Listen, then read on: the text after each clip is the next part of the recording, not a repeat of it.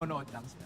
Kasi, tingnan mo, ganito rin yung ginawa ni Rene J at ngayon, or before siyang mapunta ng Blacklist, and then now he's part of Aurora, and then Dilar's doing the same thing, but for now, we're gonna be looking forward into the draft to check out kung ano ba yung posibleng i-pick up ng dalawang teams na ito. It's side of Blacklist International on the blue, meanwhile Red naman ang kukunin ng Barangay, and pretty scattered yung bans natin ngayon. Yeah, Jushin first phase ban signals that Blacklist International baka iniisip nila yung Zask as the first pick. So tingnan natin if Omega will go towards the bans of the Moskov, the Roger, the Zask, one of those. And now, nakikita natin na ang dami ding pocket picks bukod doon sa mga nabanggit natin ng koponan ng Smart Omega. So definitely, as we head on to the second phase of the draft, the likes of the Hanzo, even yung Hylos. Hylos. Oo. Pero meron pocket picks din yung Blacklist International. They made the Bane Mathilda work. Yes. So that's something that Omega still also has to respect. So the Zask gets taken out. So are you gonna get the Moskov? Are you gonna get the Roger? The usual first two picks that we see. I mean, at this point, gusto mo na medyo flexible yung options mo, and that's exactly what Blacklist International is gonna do. Roger that can go into the jungle or gold position, Smart Omega could possibly have an answer. I'm feeling Edith Ruby, something along those lines. Yeah, definitely maganda yung dalawang heroes na yun. Or they could also veer towards picking a Teresa for Atoy R.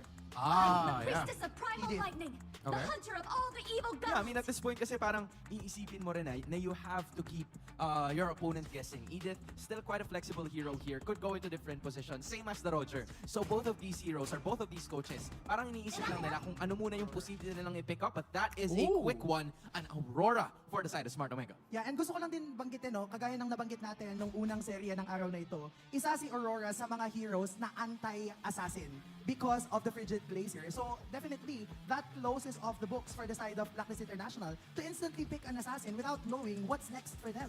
Yeah, they can play safe, go for EXP. And, they take the high loss away from Omega and they pick up a Valentina. I'm not going to completely turn off the idea of a high loss EXP instead of a high loss roam. This might actually be going to the hands of Dilar. I mean, usually nakikita natin dito kay Ryota is he's the one who's usually the sponge, diba? He doesn't make the flashiest of plays, pero he's the kind of player that kind of like takes all of the damage para Chakno is gonna be enabled to use those setups para magkaroon siya ng espasyo to use those setups to give a better time for his teammates. But now, a final pick of the first phase para sa Barangay is gonna be that Claude, something that we've usually seen before from Big J. Yeah, I like this pickup by Omega because the first three picks of Blacklist International is giving team fight. You see those picks and you imagine a lineup that wants to roam together, fight together. So Omega will pick up a Claude so that they can open up the map and be able to split push. Oo, tapos yung fact na yun, na the moment na magkaroon na ng enough resources yung Claude from split pushing, from being able to open up the map, that's a go signal for him na in a way, nai-equalize pa din yung fact na pwede silang makipaglaban at the right moment. Yeah, the thing that hurts about this Claude pick though is that Blacklist International, you know that there's a high chance they won't have a static backliner because all of the lineups of all the heroes so far of Blacklist International want to dive, meaning that when the Claude goes into Blazing Duet, it puts itself in a very dangerous situation. Yes, kasi the moment na ma-crowd control siya, just even the Hylos, pag tinuhog siya ng spear ng Hylos, unless mag-purify siya, which I think is the go signal here din naman for this Claude, medyo mahirapan talaga in terms of pwestuhan sa pagpasok ng mga teamfight. So both of these teams clearly have their conditions na imemet nila, especially with the high loss being picked up for the side of Blacklist International. I believe 100% pick rate siya kada araw na lumilipas, right? For the past 4 days that we've seen dito sa MPL Philippines Season 14, it's always been that high loss that is present. A Nolan, Jawhead ang tatanggalin ngayon ng Blacklist International. Meanwhile, it's Ruby and Katja na tatanggalin naman ng Smart Omega. Haya and Julian are still open, so that's definitely a possibility for both of our teams. But then again, we've mentioned how yung pagkakapick ng side ng Smart Omega ng Aurora already opens up the possibility na meron silang in a way pang counter against those kinds of heroes. You know what I'm thinking? What might be okay for Blacklist International, MP the King, if ever the Roger's gonna go into the gold lane, they can pick Alpha. Alpha, yes. Yeah. Alpha jungle, then put the Roger into the gold lane will be good. Right? Alpha could be looking good para sa kupunan ng Blacklist International. This is interesting. Yeah. Kasi binanggit ni Renmar kanina kung paanong currently yung lineup ng Blacklist International all-dive. And how better to counter an all-dive lineup than to have ng mga pating na paparating sa'yo the moment na mag-dive ka. So now it's a question for Blacklist. Do you put the Roger gold? Do you put it in the jungle? I feel like still pick up the Alpha, or maybe even, I don't know, consider the Martis because you have the high loss to pair up with it. I'm just thinking now you need someone in a key position that can avoid getting crowd controlled by the ultimate of the Bane. I guess they're probably thinking na posibleng kunin din kasi sana nila yung Bane. But the only problem is yeah. they're gonna fixate on an assassin, one of the strongest assassins that we have in the current game. At sasamahan din nila yan ng Grok. So posible nga na flexible pa itong Grok tsaka yung Hylos in the XP in room position. And sinasagot din ito yung question mo, Renmar, doon sa may ability to evade the crowd control coming from the Bane. So in a way, a good pick, but then again, kagaya na binanggit mo, Hans, pwede nating makitang mag-veer towards the XP lane again, ang isang Grok, just like what Sanford did in their game number 2. Yung nakikita ko to so far, this could potentially be a very magulo game. Yes. Parang ang daming aksyon, daming individual fights na nangyari. Last pick, Rome or EXP? Uy, nag-glue. Huh.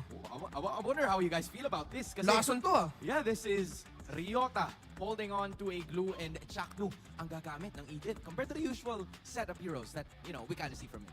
I'm thinking about if ang naging train of thought dito ng Smart Omega ay walang kayang mag-burst down agad Oo. sa glue at the start. Kasi nga naman medyo tanky talaga yung Exactly. mechanics ng glue. And kaya niyang sakyan yung mga humaharap.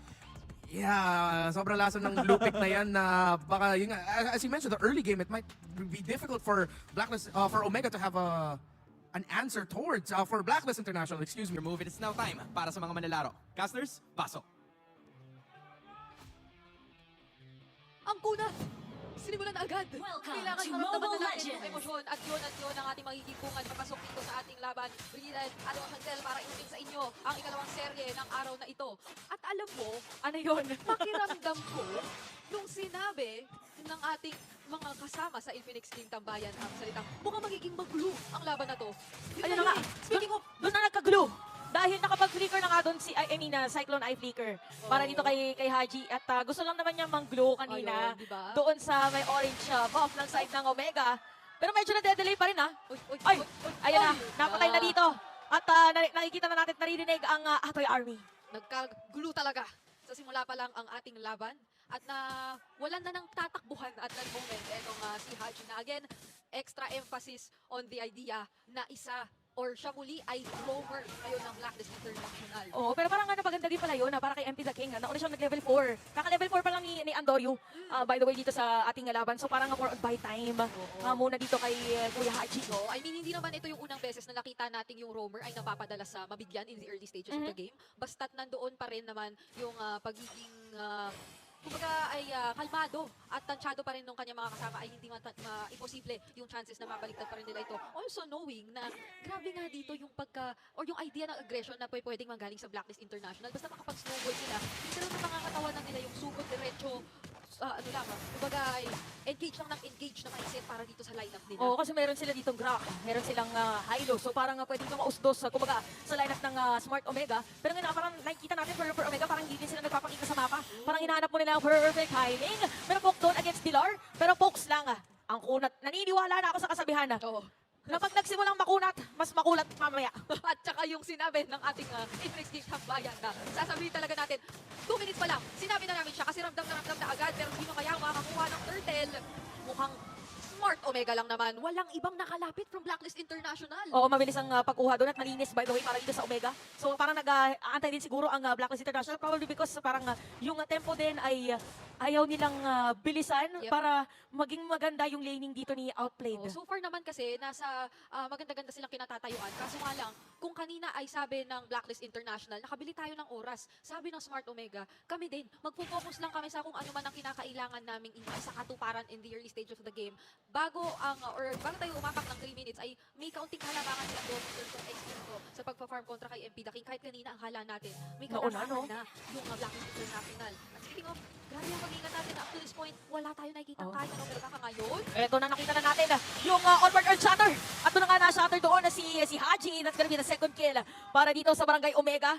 At after nun, balik na ulit doon sa kanilang mga stasyon. parang napakahirap gumalaw dito sa mapa nang wala kang kaide-ideya kung nasan ang Smart Omega. Kasi marami silang pampigil nga nung mga posibleng sugod o follow-up na magagaling from Blacklist International. So nakita natin kanina, onward earth shatter committed onto Haji. Wala nang ibang pwedeng sumunod kasi may dead decay Catch, may Frigid Glacier na kinakailangang problemahin kapag nag-attempt sila na sagitin yung buhay dito ni Haji. So kailangan talaga nilang tansyahin na hindi rin madaan sa mabibigla ng Smart Omega kasi iilan pa lang yun ha, hindi pa kasali si Ryota nung nangyari yung pick-off kay Haji kanina. Oo nga, nakafocus muna siya sa pagbabantay din dito kay Dilar.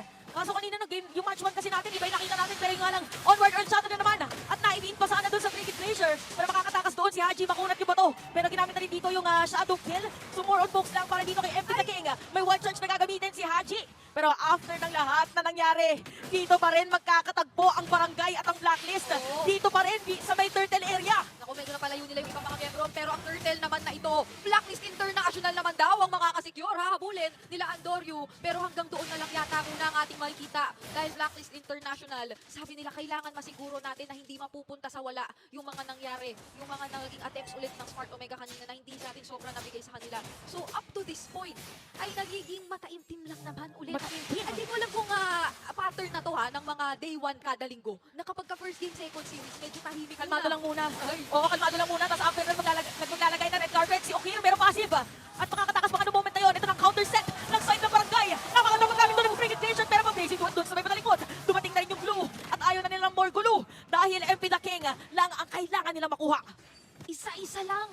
Yun ang nagiging target dito ng Smart Omega.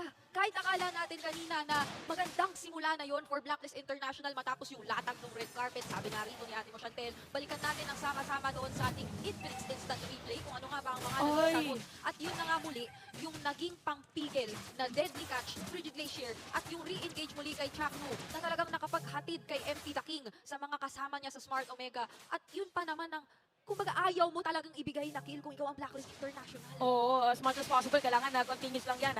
Ito na naman si Chuck na nagpapanggap na demo. And yeah, sobrang crucial pala talaga dito nung ni Andoryu, yung deadly catch niya.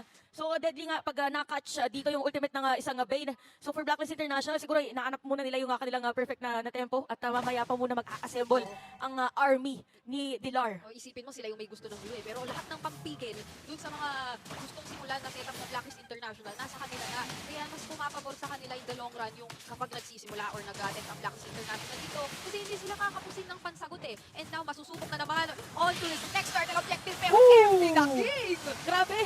Parang ilang beses nang naulit-ulit yung ganong play ng moment na yun. At habang nangyayari yun, sinama na rin si Chong. Halika na! Gamitin mo na yung place into it mo. Si Ryota medyo napalalim doon. Patay lang din naman si Ryota, pero habang nangyayari yun, Barangay Omega ay tatry kuhanin yung pagong. At makukuha na nga dito ni Andoryu habang itutuloy pa. Naiwan doon ng moment na yun si Chakno. There's gonna be a kill against Outplayed. Ang hirap naman bigyan ng edit ni Chak Mamba.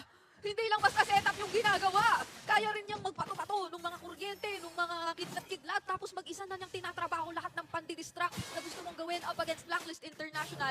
Naging magkaagapay sila doon ni Ryota na maski yung mga gusto sanang sumilip, hindi na pinalagpas doon sa linya. At literal, na from that moment, Smart Omega, wala na sila halos kinailangan problemahin pa dahil sinalo na ni Ryota, sinalo na ni Chaknu. Lahat ng mga nag-a-attempt, lahat ng mga gustong lumapit. Oh, parang ang nangyari dito sa Smart Omega is parang nilalagyan nila ng curfew yung Blacklist International na every time na kumuha ng objective, ito muna yung kailangan puntahan at papatayin yung mga areas na yun.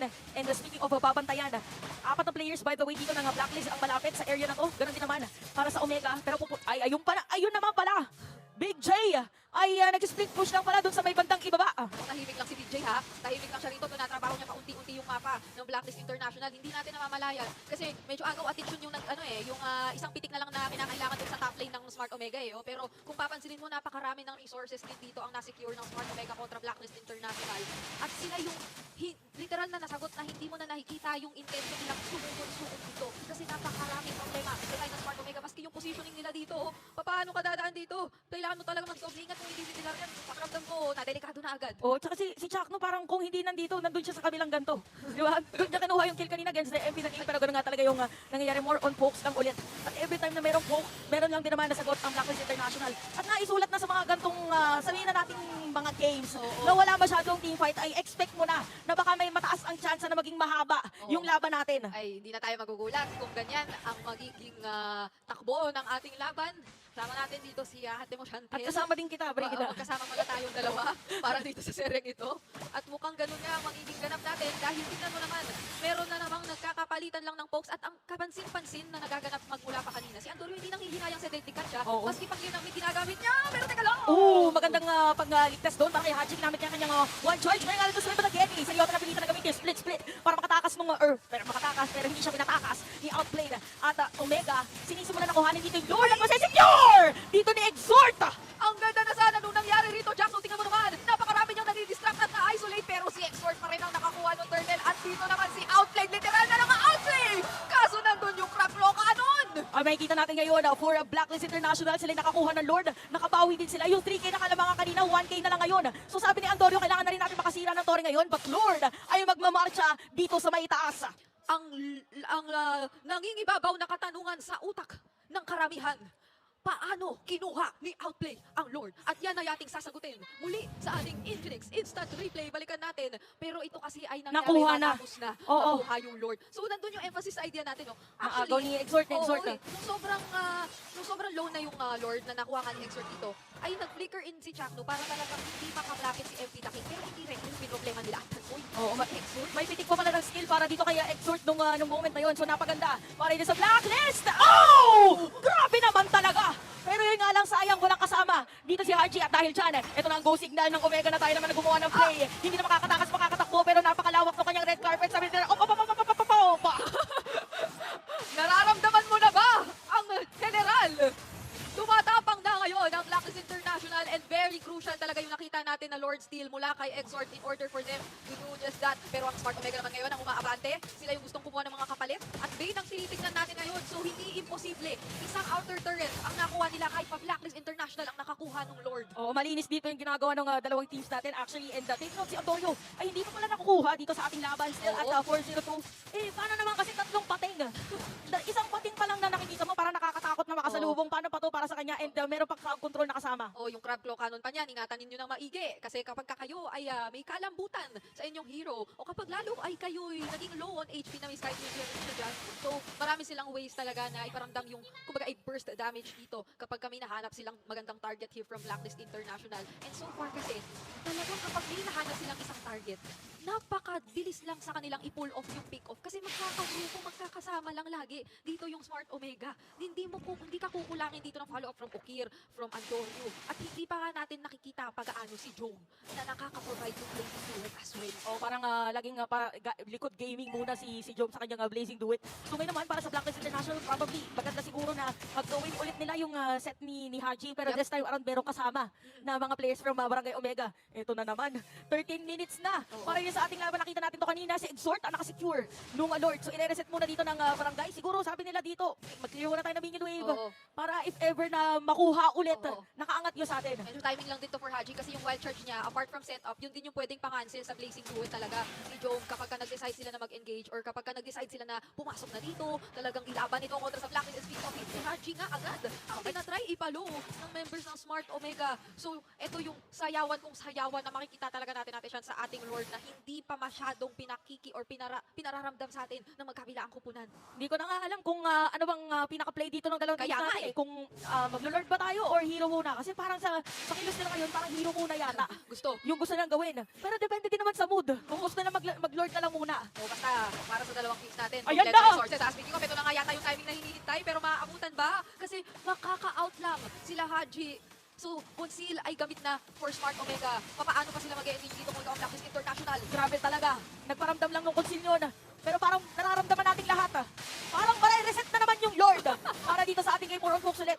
So again, kompleto naman ng mga spells ang ating mga players dito. Pero hindi, or nagamit na yung conceal. So for Blacklist International, siguro isang runway from Dilar at tawagin ng buong army para pumasok dito against Omega. Kaso may wave din sa bottom lane na kailangan pagbilmahin ng Blacklist International dito. So habang nakikipagsabayan sila dito sa control ng Smart Omega sa Lord Pit, ay mukhang meron silang magiging kapalit na Torre doon sa bandang bottom lane natin. At hindi na nga sila nakalapit. Mukhang ito ay sa Smart Omega na! Isang mabilis para sa Smart Omega. Ang Seriota, tinawag na yung mga armlets.